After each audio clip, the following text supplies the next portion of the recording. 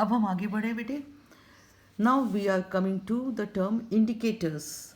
Indicators indicate करना, जो indicate करता हो, शो करता हो. तो indicator word acid and bases के कॉन्टेक्स्ट में हम इसको डिफाइन करते हैं कि an indicator is that substance which shows the presence of an acid और a base by undergoing color change. By color change, an indicator is a substance which shows the presence of acid or base by color change. As for example, phenolphthalein, methyl orange, litmus also is an example of indicator. अब indicator की भी types होते हैं, classifications होते हैं. एक होता है नेचुरल इंडिकेटर. नेचुरल इंडिकेटर का मतलब होता है which is obtained from nature, which is not synthesized in lab. They are obtained normally. Natural indicators are obtained from plants. One of the examples is litmus solution. Litmus is obtained from a plant that is called lichen. It is actually, this plant belongs to Thallophyta group. So lichen से हम litmus को obtain करते हैं. इसका original color purple होता है. अब लीचन का क्या कैरेक्टरिस्टिक है? इन एसिडिक सॉल्यूशन, अगर इस पर्पल सॉल्यूशन में हम एसिड डालें तो it changes into red. Its colour changes to red. अब रेड हो गया. अब बेसिक सॉल्यूशन में अब इसको हम ऐड करेंगे तो this red colour will change to blue. Understand? अब ये जो हम लिटमस है, इसको अगर हम फिल्टर पेपर को इम्प्रेगनेट करेंगे लिटमस सॉल्यूशन से, filter paper is soaked with litmus solution, then we obtain litmus paper. तो लिटमस पेपर दो कलर्स में आता है लैब में, दो कलर्स में अवेलेबल होता है, blue litmus paper and red litmus paper.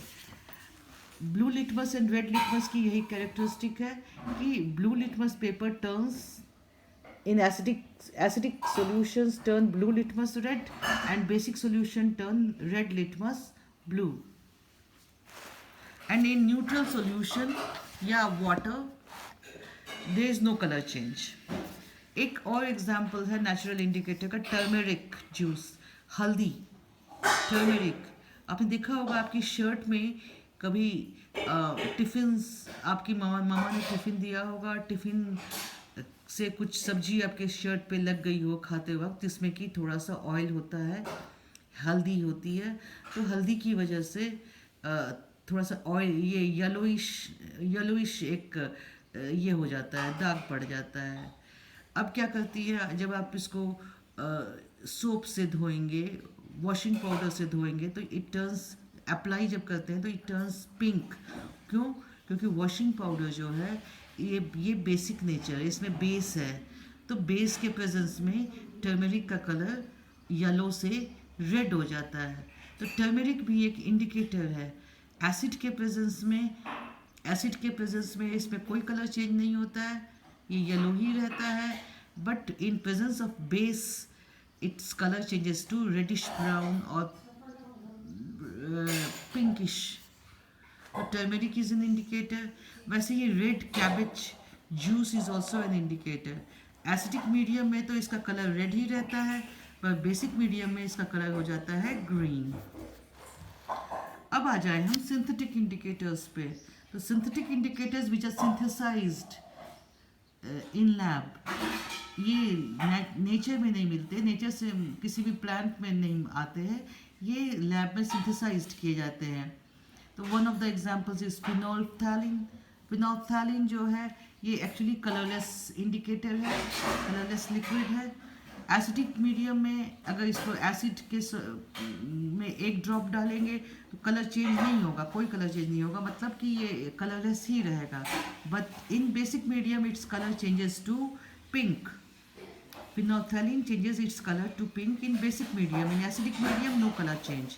वैसे मिथाइल ऑरेंज है, एसिडिक मीडियम में it gives red colour, basic medium में it remains yellow. Methyl orange yellow colour का है, बेसिक मीडियम में येलो ही रहेगा, मगर एसिडिक मीडियम में ये इसका कलर चेंज हो जाता है, it changes to turns to red. अब एक टर्म आता है ऑल्फैक्टरी इंडिकेटर. ऑल्फैक्टरी वर्ड आया है स्मेल से. तो those indicators which change the smell in acidic और basic medium they are called, smell का की जगह हम यूज़ कर सकते हैं odour also, they are called olfactory indicator which change odor or smell in acidic or basic medium. They are called olfactory indicators. The next example is vanilla, clove oil, onion also. Smell of vanilla, you will see that the smell of vanilla essence, it disappears in base but continues in acid. Basic medium में इसका smell खत्म हो जाता है vanilla का, मगर acidic medium में continue रहता है. वैसे अनियन का it's smell disappears in base but in acidic medium it's smell continuous. So this is what is called olfactory indicator. So today it is enough. Next day we will be teaching you, or let us continue. एक थोड़ा सा और तो बचा हुआ है, strength of acid and base. Strength of acid and base आपको मैंने बता ही दिया कि हाउ स्ट्रॉन्ग इज एसिड और base, that is measured as a strength. How strong मतलब अपने एक्शन में कितना स्ट्रॉन्ग है, ये डिपेंड करता है एक्सटेंट ऑफ आयनाइजेशन, कितना acid H plus ion ionize करके देता है. तो स्ट्रॉन्ग एसिड का मतलब होता है a strong acid is completely ionized in aqueous solution and it gives a large number of H plus ions. जैसे जितने भी मिनरल एसिड्स है they are all strong acids. On the other hand weak acids हैं जो कि very feebly ionized होते हैं, बहुत कम H plus ions देते हैं aqueous solution में. Their actions are very weak, very mild. They are called weak acids. जैसे all organic acids are weak acids. Similarly, strong base is the one which gives a large number of OH minus ion, and this is possible only when it undergoes complete ionization.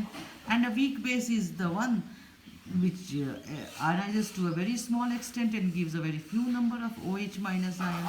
Strong bases के examples हैं NaOH, KOH.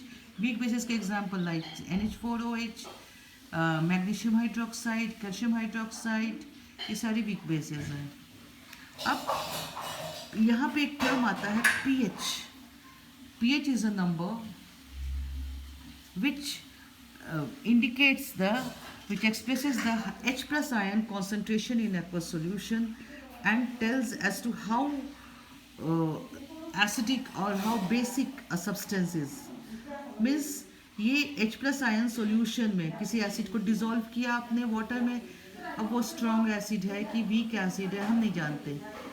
ये हम कैसे पता करेंगे? H plus ion concentration for solution, कितना H plus ion concentration है उससे पता चलता है कि वो एसिड स्ट्रॉन्ग है कि वीक है. तो pH जो है, pH is a number which tells you, which indicates which expresses the hydrogen ion concentration in aqueous solution and shows whether it is acidic or basic or a strong acid or weak acid or a strong base or a weak base. Yeah.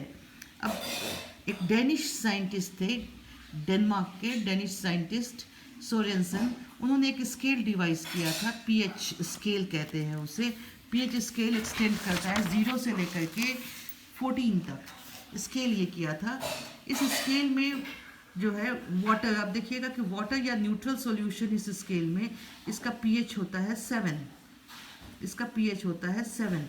अब 7 से नीचे अगर pH होता है तो ये acidic property को indicate करता है, प्रेजेंस ऑफ एन एसिड. मतलब कि न्यूट्रल सॉल्यूशन का पीएच अगर 7 होगा तो 7 से नीचे अगर पीएच होता है तो it shows an acidic behaviour.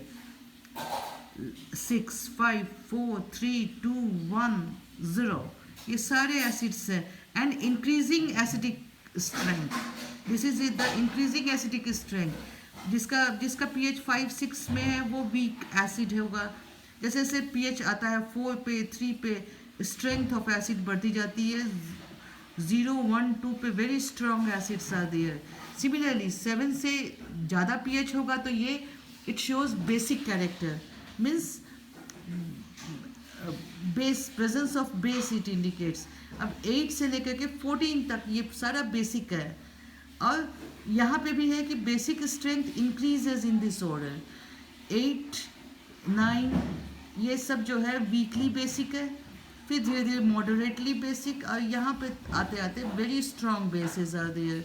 अब हर पीएच पे हाइड्रोजन आयन कॉन्सेंट्रेशन भी आप देखिए, जहाँ पे पीएच 7 है इसका मतलब है इसका हाइड्रोजन आयन कॉन्सेंट्रेशन है 10⁻⁷, 8 है तो 10⁻8, 9 है तो 10⁻9, इस तरह से 10⁻14 तक आता है।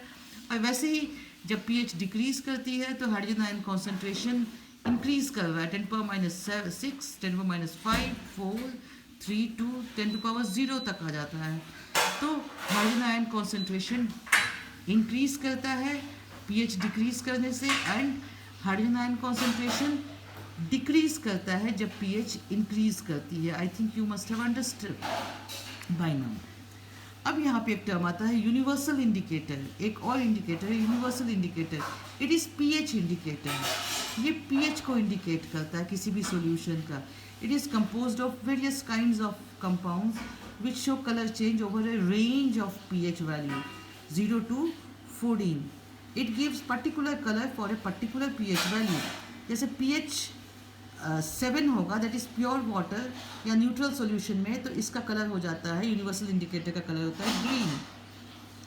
अब अल्कलाइन सॉल्यूशन अगर आपका होगा 7 से ज़्यादा पीएच होगा, इंक्रीजिंग बेसिक कैरेक्टर अगर बढ़ता चला जाएगा तो कलर इसका चेंज होता जाएगा, ग्रीन से ब्लू ग्रीन, ब्लू ग्रीन से होते होते होते होते एंड पे ये डीप ब्लू या पर्पल कलर हो जाएगा। तो डीप ब्लू ग्रीन या डीप ब्लू पर्पल कलर ये इंडिकेट करता है presence of alkali, presence of basic. और कलर का जो इंटेंसिटी है वो बताता है कितना स्ट्रॉन्ग बेस है और उसकी पीएच क्या है। वैसे ही एसिडिक सॉल्यूशन में the colour changes from yellow और ऑरेंज टू रेड। जैसे जैसे पीएच घटती चली जाती है, एसिड और स्ट्रॉन्ग होता चला जाता है, colour changes from yellow to orange to red, deep red हो जाता है जब बहुत स्ट्रॉन्ग एसिड होता है। तो पीएच इंडिकेटर जो है जिसे हम कहते हैं universal indicator helps us to find out the pH of any substance by matching the colour which is given. Colour का पूरा रेंज दिया हुआ है अलग अलग पीएच पे, उससे हम मैच करते हैं ये हमारे सब्सटेंस का कलर चेंज क्या आया है, कौन से कलर से मैच कर रहा है, तो वो उसका उतना पीएच फिर होता है मोर और less approximately. This is all about today's lesson.